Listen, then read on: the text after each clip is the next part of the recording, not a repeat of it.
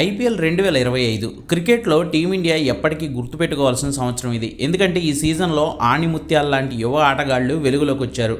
వైభవ్ సూర్యవంశీ, ఆయుష్ మాత్రే, షేక్ రషీద్, విప్రాజ్ నిగమ్, అనికేత్ వర్మ, ఇలా చెప్పుకుంటూ పోతే ఈ లిస్టుకి ఎండ్ అనేదే లేదు. పదుల సంఖ్యలో కుర్ర ఆటగాళ్లు మెరిసిన ఈ లీగ్లో నిన్న ఆయుష్ మాత్రే ఆట గురించి ఎంత పొగిడినా తప్పే లేదు. చెన్నై మ్యాచ్లో గెలవాలంటే 214 పరుగులు చేయాలి. సీజన్ అంతా పరాజయాలతో అసలు 180కి పైగా పరుగులు చేసిందే ఇటీవల కాలంలో చెన్నైకి లేదు. అయినా చెన్నై ఓపెనర్ 17 ఏళ్ల టీనేజర్ ఆయుష్ మాత్రే మాత్రం అదురు బెదురు లేకుండా ఆడాడు. ముందు షేక్ రషీద్తో కలిసి 50 పరుగుల పార్ట్నర్షిప్ నెలకొల్పిన మాత్రే తర్వాత జడేజాతో కలిసి బౌండరీల మోత మోగించాడు.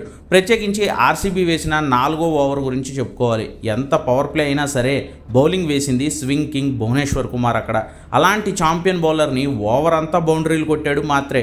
మొదటి 3 బంతులకు 3 ఫోర్లు, 4వ బంతికి భారీ సిక్సర్, మళ్ళీ 5-6 బంతులకు 2 ఫోర్లు. అలా ఊచకోత కోసిన ఆయుష్ మాత్రే ఆ ఒక్క ఓవర్లోనే 26 పరుగులు రాబట్టాడు భువీ నుంచి.